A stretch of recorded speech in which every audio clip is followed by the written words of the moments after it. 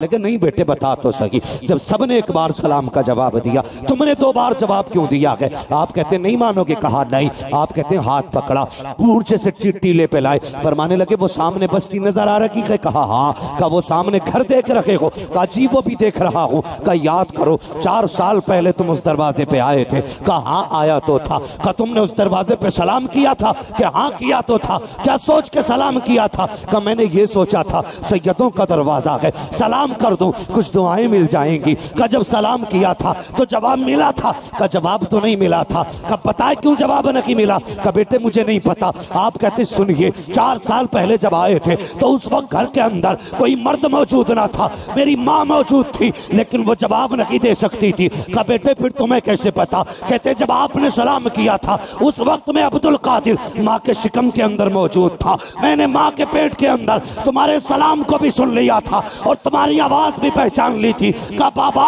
آج 4 سال ہو گئے ہیں، یہ نظریں تمہیں دیکھ رہی تھی، آج 4 سال کے بعد جب تم ملے ہو میں نے 2 جواب دیے ہیں، ایک جواب دے کر کے آج کا قرضہ اتارا ہے، ایک جواب دے کر کے 4 سال پہلے کا قرضہ اتارا۔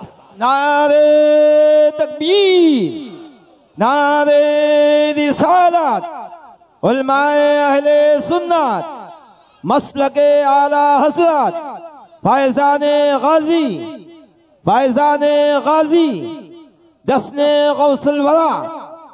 سمجھ میں نہیں آتا کون ہے غوث اعظم؟ جوان ہوئے نا جوان، اگر ساری باتیں بیان کرنے لگوں بچپن، تعلیم، مدرسہ تو بات بڑی لمبی پڑے گی، مگر کچھ باتیں بچپن جوانی کی دہلیز پہ قدم رکھا تو پھر ایک وہ خاتون آ گئی جنہوں نے آپ کو دودھ پلا کے پالا تھا، کہنے لگیں عبدالقادر جی امی ایک سوال ہے میرا بچپن سے۔ کہا کیا؟ ایک بات بتاؤ، میں تمہیں گود میں کھلاتی تھی لیکن کبھی کبھی ایسا ہوتا تھا تم چھلانگ لگاتے تھے تو کدھر چلے جاتے تھے؟ دودھ پینے کی عمر میں کہاں جاتے تھے؟ مسکرا کے کہنے لگے ماں جب چھلانگ لگاتا تھا تو میں سورج کے اندر چلا جاتا تھا۔ ماشاءاللہ، سورج کے اندر جو لاکھوں کلومیٹر دور، لاکھوں میل دوری سے جلا دے آدمی کو، وہ سپاک کہتے ہیں مگر میں دودھ کی عمر میں نا اس کے اندر چلا جاتا تھا۔ مسکرا کے کہنے لگے بیٹے عبدالقادر اب بھی جا سکتے ہو؟ کہنے لگے ماں وہ تو بچپنا تھا، اب عبدالقادر کی جوانی ہے۔ وہ بچپن تھا اب جوانی ہے، کہا جا سکتے ہو؟ کہنے لگے ماں اب سورج میں اتنی طاقت نہیں جو عبدالقادر کو اپنے اندر سنبھال لے، بلکہ آج عبدالقادر کا عالم یہ ہے ایسے 70,000 سورج بھی ہوں تو سارے کے سارے عبدالقادر کے سینے میں دفن ہو سکتے ہیں۔ ماشاءاللہ، واہ واہ واہ، سبحان اللہ، اللہ اکبر۔ بات سمجھ میں نہیں آتی کون ہے عبدالقادر جیلانی، شان کیا ہے غوث اعظم کی۔ اللہ اکبر۔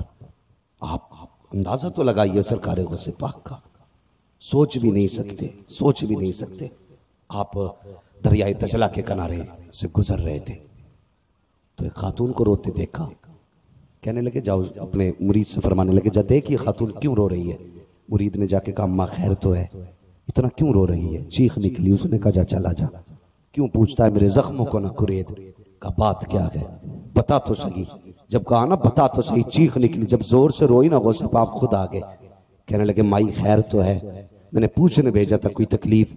اس نے کہا جب پوچھ رہے ہو تو سنو، 12 سال پہلے میرا بیٹا دولہا بن کے گھر سے نکلا تھا، کشتی میں بیٹھا تھا، وہ کشتی یہیں پہ ڈوب گئی تھی، آج 12 سال ہو گئے، روز یہاں کے بیٹھتی ہوں، آتے جاتے لوگوں کو دیکھتی ہوں، کسی کی کمر دیکھتی ہوں، کسی کا چہرہ دیکھتی ہوں اور اس امید پہ دیکھتی ہوں شاید کسی چہرے میں میرے بیٹے کا چہرہ نظر آ جائے، شاید کسی چہرے میں بیٹے کے چہرے کو دیکھ لوں، شاید کسی صورت میں باپ کی بیٹے کی صورت نظر آ جائے۔ اور میری قوم کے جوانوں تم سے گزارش ہے، جب گاڑیوں پہ بیٹھتے ہو تو میٹر نہیں دیکھا کرتے ہو، ایکسیلیٹر اتنا کھینچ دیتے ہو کہ تمہارے کنٹرول سے گاڑیاں باہر ہوتی ہیں، کہتے ہو پیچھے رونے والا کوئی نہیں ہے، تمہیں غلط فہمی ہے، اگر تمہاری ٹانگ ٹوٹتی ہے تو تم اس ٹائم روتے ہو جب وہ ٹوٹتی ہے، لیکن ماں باپ پوری زندگی رویا کرتے ہیں۔ اگر تمہیں کچھ ہو جاتا ہے تو تمہیں پتہ ہے تمہارے بات تمہارے ماں باپ کی کیسی گزرے گی۔ اللہ اکبر۔ پوچھ جا کر کے باپ سے کہ جس نے بچپن سے لے کے 22 سال تک پالا، کتنی حسرتوں سے تجھے پالا تھا، جب تو پھل دینے لائق ہوا ہے